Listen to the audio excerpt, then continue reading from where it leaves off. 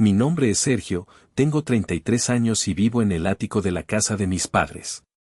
No, no es un arreglo temporal mientras construyo la casa de mis sueños. Es el resultado directo de un fracaso espectacular. Vivo en el cuarto de almacenamiento, rodeado de cajas viejas y decoraciones navideñas polvorientas, porque estoy en bancarrota. Ese es mi glamuroso presente. Hace apenas 18 meses, yo era el orgullo de la familia. Era ingeniero de software senior en una de las firmas de tecnología más grandes de Guadalajara.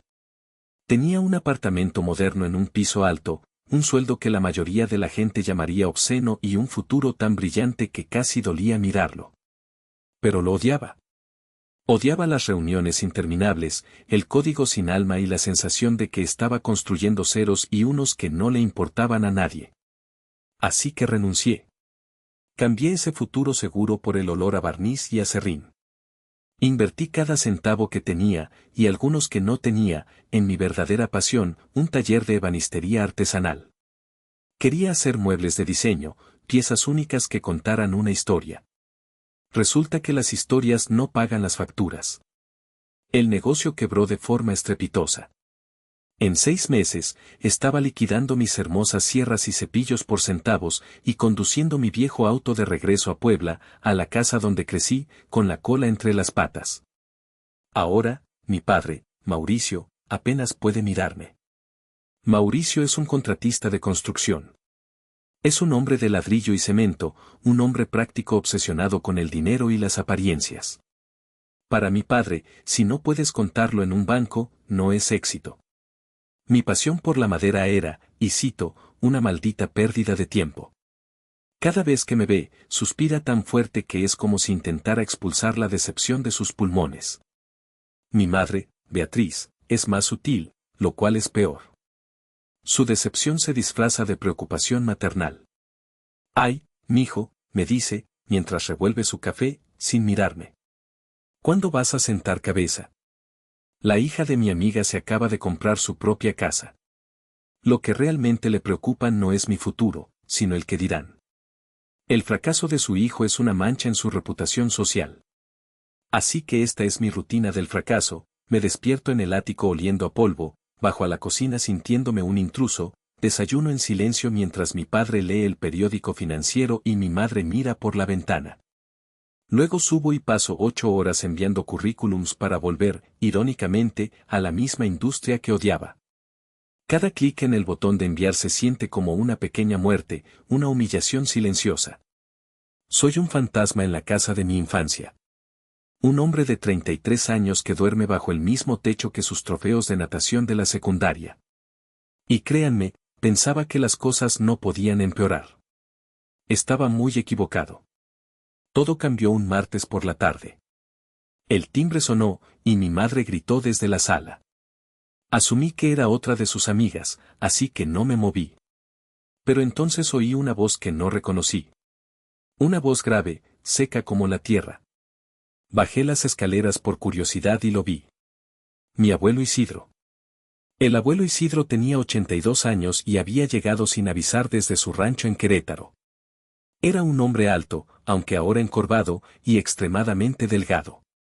Sus manos eran puro hueso y tendón calloso por décadas de trabajo. Tenía esos ojos penetrantes, de un azul grisáceo, que parecían ver a través del yeso de las paredes. Debo ser honesto, yo no era cercano a él. Lo había visto quizás una docena de veces en mi vida. Mi padre, Mauricio, siempre se quejaba de él, decía que era terco como una mula y griega anticuado. Para mí, el abuelo Isidro era solo el hombre rudo del que provenía mi padre.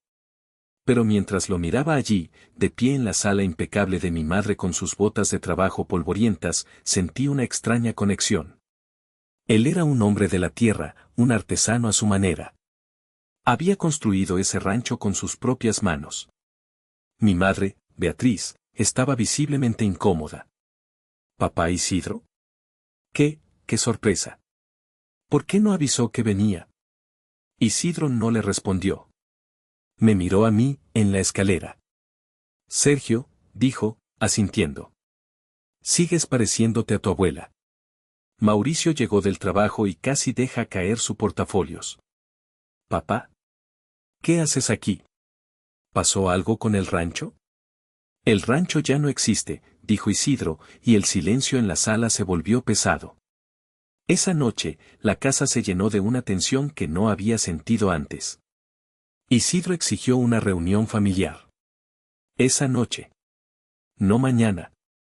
Ahora. Mi padre, claramente irritado pero intimidado, tuvo que hacer las llamadas. Mi tío Gastón tuvo que tomar un vuelo de última hora desde Monterrey. Gastón era el hermano menor de mi padre, un tipo ruidoso, arrogante, que había hecho dinero en la industria del acero y no perdía oportunidad para restregárselo a todos. Llegó oliendo a loción cara y mal humor. Mi tía Ofelia condujo desde Oaxaca. Era la menor, una mujer de habla suave, ojos agudos y un aire de víctima perpetua. A las 10 de la noche, estábamos todos sentados en el comedor formal de mi madre. Gastón miraba su reloj. Ofelia se quejaba del viaje. Mauricio y Beatriz intercambiaban miradas nerviosas. Isidro se puso de pie, apoyándose en un bastón que yo nunca le había visto usar. Vendí el rancho. Todo, anunció. La sala se quedó helada. El rancho era el legado de la familia, o eso pensábamos. Tengo 20 millones de pesos en el banco, continuó. Pude oír a mi madre, Beatriz, contener la respiración. Mi padre, Mauricio, se irguió en su silla. Incluso Gastón dejó de mirar su reloj. 20 millones de pesos. Aproximadamente $1.000.000. Estoy viejo, dijo Isidro. Mi esposa, su madre, murió. Ya no puedo trabajar la tierra. Quiero paz. Miró a sus 3 hijos, uno por uno. Así que aquí está el trato. Quien de ustedes me cuide, me dé un techo sobre mi cabeza y comida caliente en mi mesa hasta el día que me muera, recibirá todo ese dinero. Cada centavo. La tensión que había llenado la sala no desapareció. Se transformó. Se convirtió en algo espeso, vibrante, casi eléctrico, codicia. Una codicia palpable que podía olerse en el aire. Vi a mi padre Mauricio mirar a mi madre Beatriz. Fue una mirada rápida, casi invisible, pero lo entendí todo. Fue una mirada de cálculo, una mirada que decía, es nuestro. El juego había comenzado. La pelea, la subasta por mi abuelo, comenzó de inmediato. Fue repugnante. Mi padre, Mauricio, fue el primero en hablar, adoptando un tono de dignidad ofendida. Papá, por supuesto que te quedas aquí. No tienes ni que preguntar. Somos tu familia. Eres el patriarca. Esta es tu casa. Hablaba como si fuera su derecho divino, como si la decisión ya estuviera tomada. Mi tío Gastón soltó una carcajada que retumbó en el comedor. No seas ridículo, Mauricio. ¿Aquí? ¿En esta casa apretada donde tu hijo el fracasado duerme en el ático? Por favor. Papá, tú te vienes conmigo a Monterrey. Tengo una quinta con alberca y 3 empleados de servicio.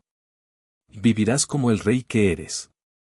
Además, y aquí miró a mi padre con puro desprecio, todos sabemos que tu compañía constructora apenas sobrevive. ¿Cómo piensas cuidarlo? Mi padre se puso rojo. Tú no sabes nada de mis finanzas, Gastón. Ustedes dos, cállense, interrumpió mi tía Ofelia, con su voz suave pero afilada. Peleando como perros por un hueso. Papá, escúchame. En Oaxaca el aire es limpio, no como el humo de Monterrey o el tráfico de Puebla. Tengo los mejores doctores cerca. Yo te cuidaré. Una mujer sabe cómo cuidar mejor que estos brutos. Ellos solo te pondrán en un rincón a ver la televisión. Se lanzaron acusaciones. Gastón recordó cómo Mauricio nunca ayudó con los gastos médicos de mi abuela. Mauricio acusó a Ofelia de solo visitar en Navidad para pedir dinero. Ofelia dijo que Gastón era un arrogante que pensaba que todo se compraba. Y mi abuelo Isidro solo los miraba. Sentado a la cabeza de la mesa, sin expresión, como si viera una obra de teatro muy mala. Finalmente, levantó la mano. Mauricio, dijo, y la sala quedó en silencio. Eres el mayor. Es tu deber. Me quedo aquí. La sonrisa de triunfo en el rostro de mi padre fue instantánea. Mi madre, Beatriz, soltó un pequeño chillido de victoria. Gastón parecía que iba a explotar, y Ofelia simplemente apretó los labios hasta que se pusieron blancos. El trato se selló al día siguiente. Y aquí es donde las cosas se pusieron serias. Mi abuelo no era tonto. No entregó un maletín de dinero. Los hizo ir a una notaría. Hizo que mi padre firmara un contrato formal ante el licenciado Rivas, un abogado con cara de piedra. El contrato estipulaba que mi abuelo transfería los 20 millones de pesos a la cuenta bancaria personal de Mauricio. A cambio, el contrato tenía una cláusula muy específica: Mauricio se comprometía al cuidado y manutención integral de Isidro por el resto de su vida natural. El dinero apareció en la cuenta de mi padre esa misma tarde. Y entonces, comenzó la luna de miel. Las primeras semanas fueron una farsa grotesca. Mi madre, Beatriz, se convirtió en la nuera del año. Papá Isidro, le preparé su mole favorito. Don Isidro, déjeme traerle su café, exactamente como le gusta. Era todo sonrisas y dulzura empalagosa. Mi padre, Mauricio, estaba eufórico. Llevaba a mi abuelo a sus obras de construcción, presumiendo. Mira, papá, con tu inversión, así le llamaba, vamos a duplicar el negocio. Construiremos ese nuevo complejo de apartamentos. Y yo, el fracasado del ático, observaba todo con un cinismo que me amargaba la boca. Mi padre no veía a un padre, veía a un inversionista ángel. Mi madre no cuidaba a un suegro, pulía un cajero automático andante. Era una actuación digna de un Oscar, y yo era el único en la audiencia que sabía que todo era mentira. La actuación duró exactamente 3 meses. El tiempo suficiente para que el dinero se sintiera propio en la cuenta de mi padre. El tiempo suficiente para que la novedad desapareciera.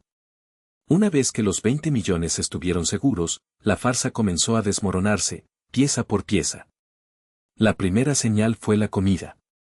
El mole favorito de papá Isidro se convirtió en las sobras frías de la cena de anoche. El café como le gusta se convirtió en un sírvetelo tú mismo, ahí está la jarra. Luego vinieron las microagresiones. Mi madre, Beatriz, empezó con sus quejas, primero en susurros, luego en voz alta. Don Isidro, ¿otra vez dejó la luz del baño encendida? La electricidad no es gratis, ¿sabe? O ay, don Isidro, trata de no sentarse en ese sofá con la ropa de calle, que es nuevo. Mi padre, Mauricio, que al principio se sentaba a escuchar las historias del rancho, ahora ponía los ojos en blanco. Sí, papá, ya nos contaste eso. Estoy viendo las noticias. Mi abuelo, que al principio intentaba ser útil, fue relegado a una silla en la esquina de la sala. Dejó de ser papá Isidro y volvió a ser el viejo. Mientras mis padres lo ignoraban activamente, yo empecé a hacer lo contrario. El ático era sofocante, y mi búsqueda de empleo era deprimente. Empecé a bajar solo para sentarme con él en el porche trasero. No hablábamos mucho al principio. Solo nos sentábamos allí, él mirando las pocas plantas que mi madre tenía, yo mirando mi teléfono. Pero un día, él rompió el silencio. Así que, maderas finas, dijo, con su voz rasposa. Levanté la vista de mi teléfono, sorprendido. ¿Cómo? Tu madre se queja. Dice que desperdiciaste tu educación en Aserrín, sonrió levemente. Sentí la habitual punzada de vergüenza. Sí. Supongo que tenía razón. Fracasé. Isidro negó con la cabeza lentamente, mirando el horizonte. Fracasar es solo el polvo antes de la lluvia. Es parte de la cosecha. Tu padre no lo entiende. Hizo un gesto hacia la casa. Él ve ladrillos. Cemento. Cosas muertas. Tú y yo, vemos lo que la madera puede llegar a ser. Vemos la vida que tuvo. Me quedé helado. Nadie, nunca, había descrito mi pasión de esa manera. Ni siquiera yo mismo. En ese momento, por primera vez en mi vida, me sentí visto por alguien de mi familia. Esas conversaciones se convirtieron en mi único refugio. Mientras mi madre y mi padre lo trataban cada vez más como un mueble molesto, yo empecé a verlo como la única persona cuerda en esa casa. Me contó historias del rancho, no las que le contaba a mi padre, sino historias reales, de sequías que casi lo arruinan, de la vez que tuvo que reconstruir el granero él solo después de un incendio. Me estaba dando lecciones de resiliencia, y yo las estaba absorbiendo como tierra seca. Mientras tanto, mi padre estaba cometiendo errores. Con 20 millones en el banco, se sintió un genio de las finanzas. Empezó a hacer inversiones de alto riesgo, metiendo dinero en desarrollos inmobiliarios dudosos. El estrés comenzó a afectarlo. Y cuando Mauricio estaba estresado, necesitaba un chivo expiatorio. Y el viejo, sentado en su silla, era el blanco perfecto. La escalada fue rápida. Mi padre empezó a perder dinero. Mucho dinero. Podía oírlo por las noches, gritándole a mi madre en su habitación sobre tasas de interés y contratos fallidos. Su amabilidad fingida hacia mi abuelo se evaporó y fue reemplazada por un resentimiento abierto y agresivo. Todo el día sentado, Isidro, le gritaba, aunque mi abuelo no tenía a dónde ir. Eres una carga. Y ese dinero que me diste ni siquiera cubre las molestias y el estrés que me causas. Mi abuelo, un hombre orgulloso, trataba de defenderse. El contrato decía que me cuidarías, Mauricio. No que me harías un favor. Al diablo con el contrato, gritaba mi padre. Yo intenté intervenir una vez. Papá, déjalo en paz. Es tu padre. Mauricio se volvió hacia mí con los ojos inyectados en sangre. ¿Tú? ¿El fracasado del ático? Cierra la boca. Mientras vivas bajo mi techo, no tienes ni voz ni voto. Tenía razón. Yo era un prisionero, igual que mi abuelo. Entonces, llegó la noche de la tormenta. Fue una de esas tormentas épicas de Puebla. El cielo se abrió. Lluvia torrencial, vientos que aullaban y truenos que sacudían las ventanas. Yo estaba en mi ático, escuchando el golpeteo furioso en el techo, tratando de programar algo, cualquier cosa, para sentirme útil. Oí los gritos desde abajo. Superaron el sonido de la tormenta. Bajé las escaleras con el corazón latiéndome en la garganta. La escena en la sala era grotesca. Mi madre, Beatriz, estaba de pie, señalando un pequeño charco de agua en su alfombra nueva. Animal, le gritaba a mi abuelo. Y mira lo que hiciste. Esta alfombra costó 50,000 pesos. Mi abuelo estaba temblando, con un vaso vacío en la mano. Fue un accidente, Beatriz, el trueno me asustó. Un accidente que me cuesta dinero, gritó ella. Entonces mi padre, que claramente estaba borracho y apestaba a whisky, se acercó a mi abuelo. Estoy harto, siseó. Estoy harto de ti. Harto de tu cara, harto de tu tos, harto de tu maldita presencia. Y me diste dinero, sí, pero me costaste la paz. Y me estás arruinando. Mauricio, empezó mi abuelo. Y largo de mi casa. Mi padre, mi propio padre, un hombre de 58 años, agarró a mi abuelo Isidro, un anciano de 82 años en pijama, por el brazo. Lo arrastró hacia la puerta principal, la abrió, y lo empujó hacia la noche.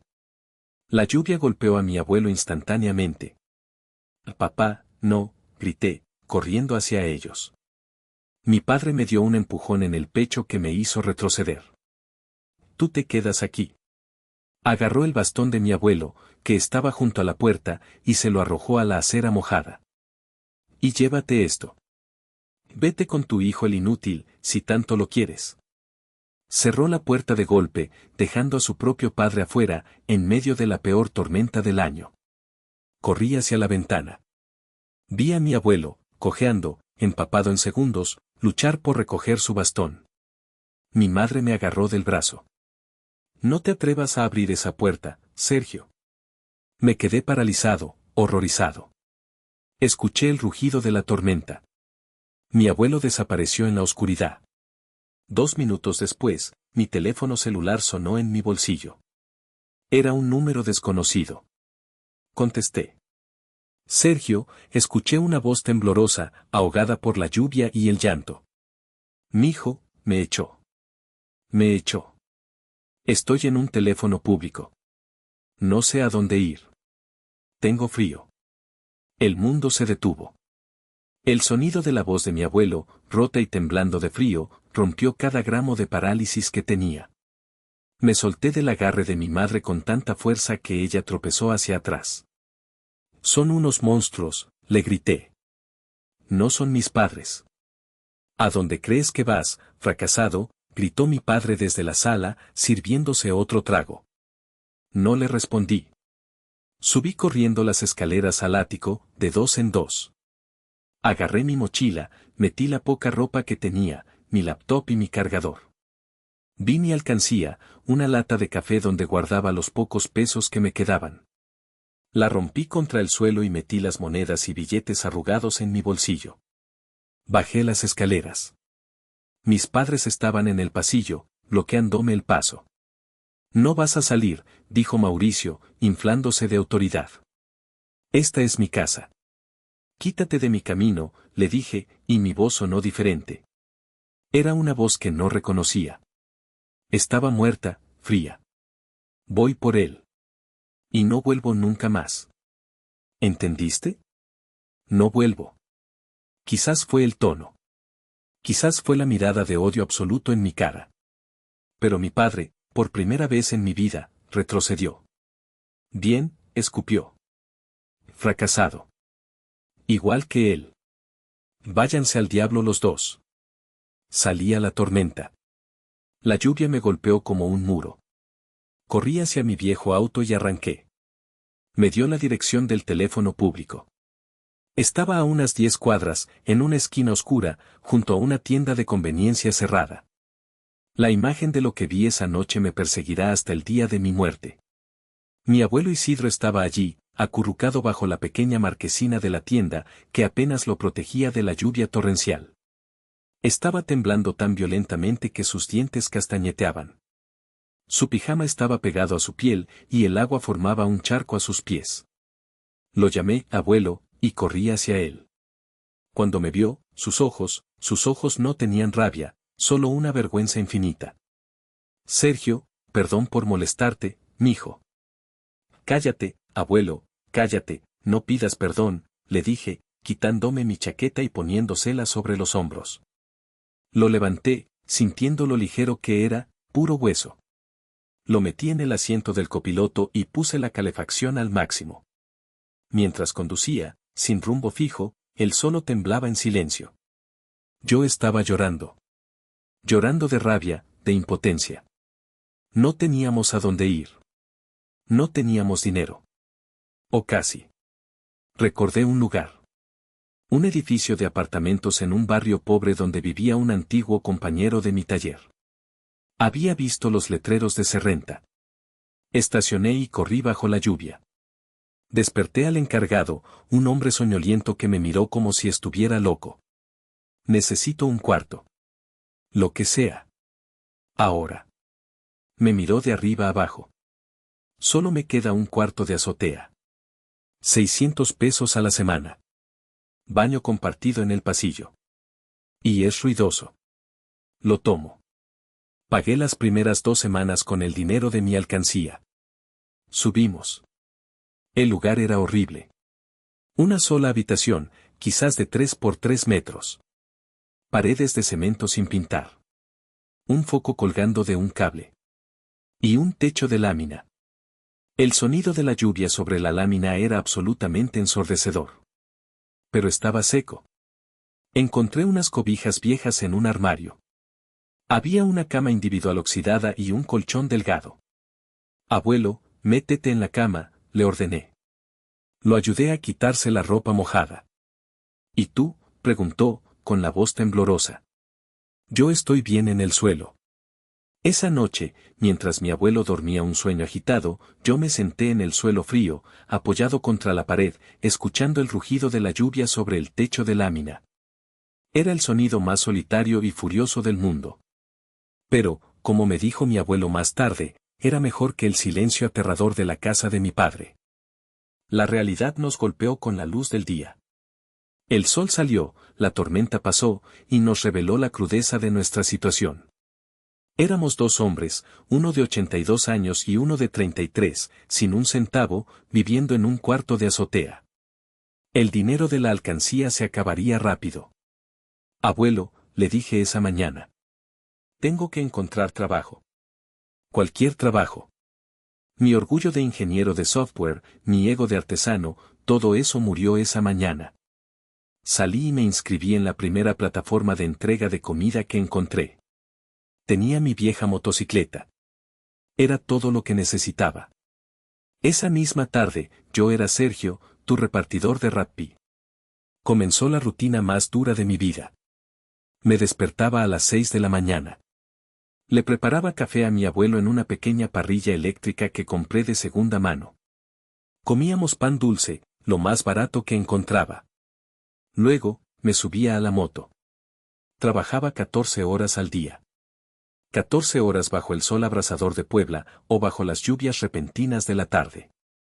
14 horas de subir escaleras, de tratar con clientes groseros, de oler comida deliciosa que no podía pagar. Llegaba al cuarto de azotea después de las 10 de la noche, exhausto, apestando a gasolina y sudor, con los músculos agarrotados. Mi abuelo siempre me estaba esperando. Nunca se dormía hasta que yo llegaba. Comíamos juntos. Nuestra cena solía ser sopas instantáneas y frijoles de lata, calentados en la parrilla eléctrica. Pero algo extraño pasó en esa pobreza. Mi abuelo, lejos de la opulencia y la crueldad de la casa de mi padre, empezó a aligerarse. Su tos disminuyó. Empezó a sonreír. Una noche, mientras comíamos nuestra sopa Maruchan, me atreví a preguntar. Abuelo, perdóname. Dejé mi trabajo, mi vida, y ahora te tengo en este basurero. Comiendo esto. Él dejó su cuchara y me miró. Sus ojos grises estaban claros. Sergio, dijo, con una voz firme que no le había oído en meses. Este, basurero, como tú le dices, donde me respetas y me hablas como a una persona, vale más que esa mansión donde me trataban como basura. Este plato de sopa que compartes conmigo, sabe mejor que todos los moles que tu madre me cocinó fingiendo. Hizo una pausa y me dio una pequeña sonrisa. Nunca me había sentido tan rico, mijo. Casi me hace llorar. En ese cuarto miserable, con techos de lámina y compartiendo una sopa instantánea, finalmente éramos una familia. Vivimos así durante casi 2 meses. Yo trabajaba sin parar, él me esperaba. Hablábamos horas. Me contaba de la tierra, yo le contaba de mis sueños de madera. Vas a volver a eso, Sergio, me decía. El talento no se va, solo descansa. Pero el invierno se acercaba. Las noches en el cuarto de azotea se volvieron heladas. La humedad del baño compartido y las paredes frías empezaron a afectar a mi abuelo. Comenzó a toser. Al principio era una tos seca. Luego se volvió profunda, húmeda. Una tos que sacudía su cuerpo delgado. Abuelo, tenemos que ir al médico, le dije, preocupado. No, no, tosía. Es solo un resfriado. No gastes tu dinero, Sergio. Lo necesitas. Pero empeoró. Una noche, lo oí toser sangre. Se acabó. La rabia, la impotencia, todo explotó dentro de mí. Necesitaba medicinas. Medicinas caras. Y yo sabía quién tenía el dinero. Quédate aquí, abuelo. No tardo. No esperé respuesta. Me subí a mi moto y conduje como un loco a través de la ciudad hasta la casa de mis padres. El barrio lujoso, los árboles podados, todo me revolvía el estómago. Entré sin tocar. La puerta estaba abierta. Estaban en la sala. Mauricio y Beatriz. Viendo una pantalla plana nueva. Una televisión gigante, de al menos 80 pulgadas, colgaba en la pared donde antes había un cuadro. ¿Qué diablos haces aquí?, ladró Mauricio, sin levantarse del sofá. Necesito dinero, dije, mi voz temblando de furia. Para las medicinas del abuelo. Está enfermo. Está tosiendo sangre. Mauricio soltó una risa. Una risa genuina y divertida. ¿Dinero? ¿El fracasado repartidor de comida quiere dinero? Y lárgate de mi casa. Es su dinero, grité, avanzando hacia él. El dinero que le robaste. Te dio 20 millones de pesos. Mi madre, Beatriz, se puso de pie. Su cara ya no era sutil. Era puro veneno. Ese dinero fue un pago, Sergio. Un pago por el año que lo aguantamos. El contrato decía, cuidarlo, y lo cuidamos. Él se fue. Él rompió el trato. Ustedes lo echaron. En una tormenta. Lo iban a dejar morir. No tienes pruebas, dijo Mauricio, ahora sí poniéndose de pie. Era más alto que yo. Ese dinero ya está gastado. Invertido. Se fue. Igual que tu estúpido taller de madera. Me empujó hacia la puerta. Ahora, si vuelves a poner un pie en mi propiedad, llamaré a la policía. Te lo juro, repartidor. Me escupió la última palabra. Repartidor. Me quedé allí, en la puerta, derrotado. Tenían razón. Yo no tenía pruebas. No tenía nada. Volví al cuarto de azotea, humillado, con las manos vacías, mientras mi abuelo seguía tosiendo. La tos de mi abuelo empeoró esa misma noche.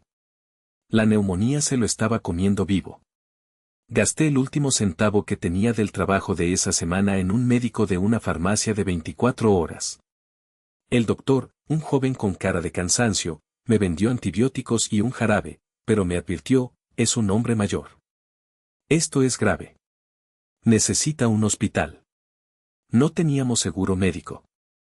No teníamos nada. Al día siguiente, mi abuelo apenas podía respirar. Tuve que llevarlo al hospital público. Las condiciones eran precarias.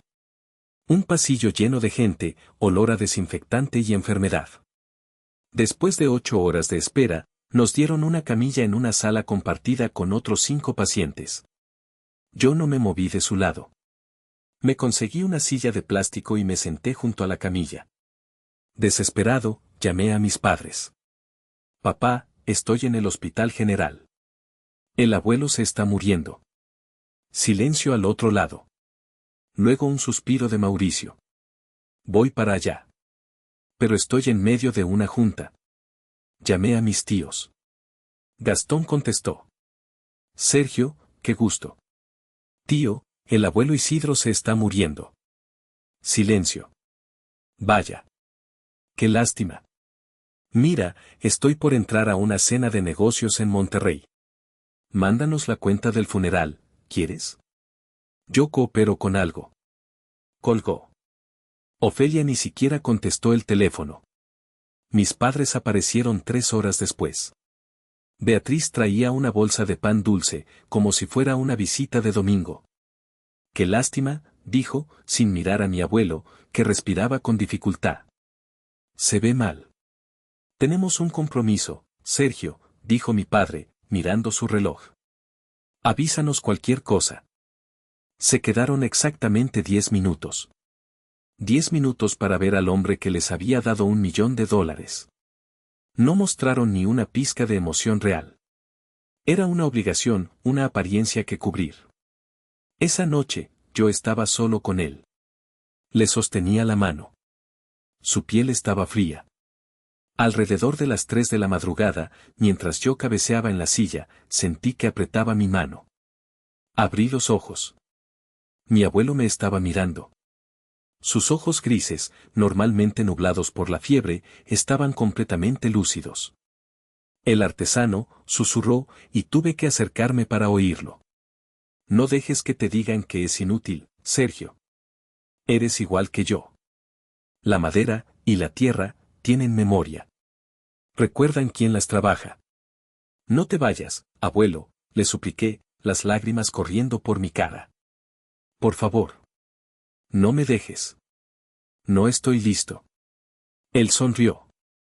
Una sonrisa débil, pero real.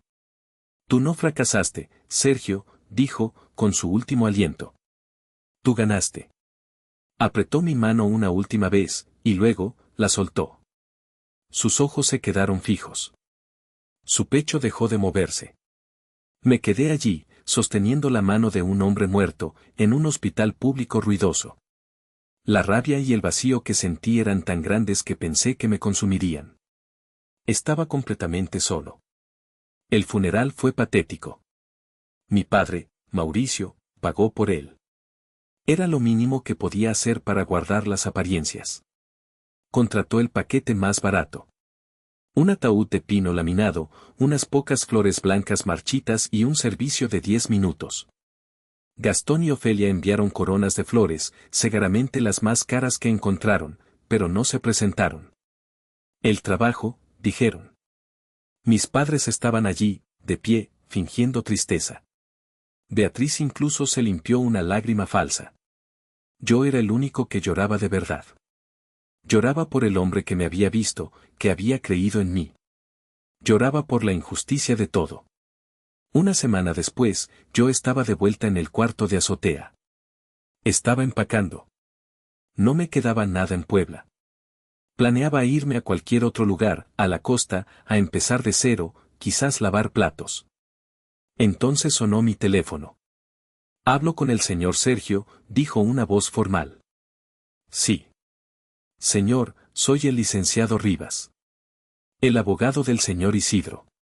Es imperativo que asista a la lectura de su testamento final. Mañana a las 10 de la mañana en mi oficina. Colgué, confundido. ¿Testamento final? ¿Qué quedaba por repartir? ¿Sus botas viejas? Al día siguiente, me presenté en la elegante oficina del licenciado Rivas. Me sentía fuera de lugar con mis jeans gastados y mi camisa vieja. Y allí estaban. Mis padres, Mauricio y Beatriz. Mi tío Gastón y mi tía Ofelia. Esta vez sí se habían dignado a venir. Todos vestidos de un negro impecable, fingiendo un luto solemne. Me miraron con desdén cuando entré. Bien, ya que estamos todos, dijo el licenciado Rivas, abriendo un portafolio. Sacó un documento. Comenzaré. Este es el testamento notariado del señor Isidro. Ajustó sus lentes. Primero, con respecto a los 20 millones de pesos que transferí en vida a mi hijo, Mauricio, como parte de un contrato de cuidados, entiendo que ese dinero se ha utilizado, o se utilizará, para cubrir los gastos de mi cuidado y mi funeral. No dejo más instrucciones al respecto. Vi a mi padre, Mauricio, sonreír. Una sonrisa arrogante, de pura victoria. Mi madre, Beatriz, soltó un suspiro de alivio que se oyó en toda la sala. Gastón y Ofelia parecían furiosos, creyendo que Mauricio se había salido con la suya y que no había nada más para ellos. Y ahora, continuó el licenciado Rivas, sacando un segundo sobre, sellado con cera. El testamento final. La sonrisa de mi padre se congeló. Sin embargo, leyó el abogado, ese dinero representaba solo una fracción de mis activos líquidos, destinados a mi cuidado. Silencio absoluto. El resto de mi patrimonio, valorado, tras la última auditoría, en 500 millones de pesos. Se oyó a mi madre, Beatriz, jadear. Fue como si le hubieran sacado el aire. Incluyendo un portafolio de acciones, tenencias de oro y varias propiedades en el extranjero, que acumulé durante 50 años de inversión silenciosa. Mi padre estaba pálido como un fantasma. Se deja íntegramente, cada centavo, a la única persona que demostró ser mi verdadera familia. A la única persona que me cuidó en la pobreza, que me respetó en la enfermedad y que protegió mi dignidad cuando yo no tenía absolutamente nada más que ofrecer. El abogado levantó la vista y me miró directamente. A mi nieto, Sergio. Mi padre se puso de pie de un salto, tirando la silla. Eso es imposible. Es un fraude. Ese viejo estaba senil. Mi tía Ofelia me miraba con un odio puro. Mi tío Gastón parecía que iba a vomitar. Y mi madre, Beatriz, se desmayó. Voy a impugnar esto, gritaba Mauricio, con la cara morada. Ese mocoso lo manipuló. Lo secuestró y lo manipuló. El licenciado Rivas no se inmutó. Levantó un control remoto y encendió una televisión en la pared de la sala de juntas. El señor Isidro anticipó esta reacción, dijo el abogado con calma. Y dejó evidencia final. Apareció un video. Era mi abuelo Isidro. Pero no era el hombre fuerte del rancho. Estaba sentado en la cama individual de nuestro cuarto de azotea. Podía ver las paredes de cemento sin pintar detrás de él. Llevaba puesta mi vieja chaqueta. Se veía débil, y tosía, pero sus ojos estaban claros. Si están viendo esto, empezó mi abuelo, mirando directamente a la cámara de un teléfono, es porque ya me morí. Y es probable que mi hijo Mauricio esté gritando. La cara de mi padre se descompuso. Quiero dejar esto claro, ante notario y ante Dios. Estoy aquí, en este cuarto humilde, por voluntad propia. Estoy aquí porque mi hijo Mauricio, a quien le di 20 millones de pesos de buena fe, me echó de su casa. Me echó a la calle en medio de una tormenta como a un perro. El video continuó. Llamé a mi hijo Gastón. Me dijo que estaba muy ocupado en Monterrey y que había sido mi error confiar en Mauricio. Llamé a mi hija Ofelia. No contestó el teléfono. Gastón y Ofelia se hundieron en sus sillas. Solo Sergio, mi nieto, el que todos llaman, fracasado, me recogió. Me dio su cama. Me da de comer con el dinero que gana como repartidor. Estoy aquí porque él es el único que me trató como a un ser humano. El resto, solo vio dinero. El video se cortó. La demanda era imposible. El testamento era blindado. La traición quedó documentada por el propio patriarca. La ruina de Mauricio no fue solo financiera, fue social. La noticia se esparció como pólvora entre los círculos de contratistas de Puebla. El hombre que echa a su propio padre a la calle después de quitarle $1 millón, nadie quería hacer negocios con él. Sus acreedores, al oler la sangre y al enterarse de que no recibiría más herencia, cayeron sobre él. Las malas inversiones que hizo con el dinero de mi abuelo lo llevaron a la bancarrota. En menos de 6 meses, perdió la casa de mi madre. La casa, la alfombra de 50,000 pesos, la televisión de 80 pulgadas, todo embargado. Mientras tanto, yo heredé 500 millones de pesos. Lo primero que hice fue salir de ese cuarto de azotea. Lo segundo, fue honrar la única conversación que importaba. Fiel a la memoria de mi abuelo, no compré autos deportivos ni mansiones. Fundé Maderas Isidro. Reinicié mi taller de ebanistería. Pero esta vez, lo hice a gran escala. Contraté a los mejores artesanos locales, carpinteros viejos que habían sido desplazados por las fábricas de muebles baratos. Les pagué sueldos justos. Vamos a hacer arte, les dije. Vamos a hacer cosas que tengan memoria. Mi pasión, esa que mi padre llamó inútil, se convirtió en un imperio. Pero Maderas Isidro era solo el principio. Era mi pasión, pero no era el legado de mi abuelo. El legado era la justicia. Usé la mayor parte de la fortuna para crear la Fundación Isidro. Y el proyecto principal de la fundación fue una justicia poética tan directa que casi era cruel. Construí una residencia para ancianos. Pero no era un asilo. No era un hospital. Era un edificio de lujo. Departamentos privados, los mejores médicos 24 horas, chefs, jardines, un lugar más lujoso que la quinta de mi tío Gastón. Y era gratis. Totalmente gratis, pero con una sola condición de entrada, era exclusivamente para ancianos que pudieran probar legalmente que habían sido abandonados por sus familias después de haber sido explotados financieramente. Lo llamé el refugio del artesano. En honor al hombre que me enseñó que el fracaso es solo polvo y que la madera tiene memoria. Implementé un programa de terapia ocupacional que se volvió famoso. Teníamos el taller de carpintería mejor equipado del país. Los residentes, hombres y mujeres que habían sido desechados por sus hijos, pasaban sus días creando cosas hermosas. Encontraron un propósito. Pasaron los años. Mi empresa creció. La fundación ayudó a cientos de personas. Yo me convertí en todo lo que mi padre dijo que nunca sería. Una tarde, estaba en mi oficina en el refugio. Miraba por la ventana a un grupo de residentes, riendo, trabajando en el taller, lijando madera bajo el sol. Me sentía en paz. Mi asistente entró. Señor Sergio, ay, Hay dos personas afuera. Insisten en verlo. Dicen que son sus padres. Mi corazón se detuvo. Hacía casi 5 años que no los veía. Déjalos pasar. Entraron. La imagen fue impactante. Eran Mauricio y Beatriz. Pero envejecidos, irreconocibles.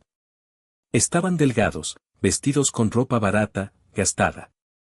El arrogante contratista y la reina social se habían ido. En su lugar había dos ancianos cansados y derrotados. Lo habían perdido todo. Vivían en un pequeño departamento rentado en un barrio pobre. Mi madre, Beatriz, fue la que habló. Sus manos temblaban. Sergio, mijo, empezó, su voz quebrada. Hemos sufrido mucho. Tu padre está enfermo. Tiene problemas del corazón. No podemos pagar sus medicinas. Me miró, sus ojos llenos de lágrimas, quizás esta vez eran reales. Sé que no tenemos derecho. Pero, ¿no puedes ayudarnos? Por favor.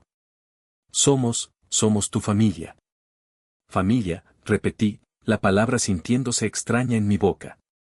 Me quedé mirándolos. Miré al hombre que me había llamado fracasado y repartidor.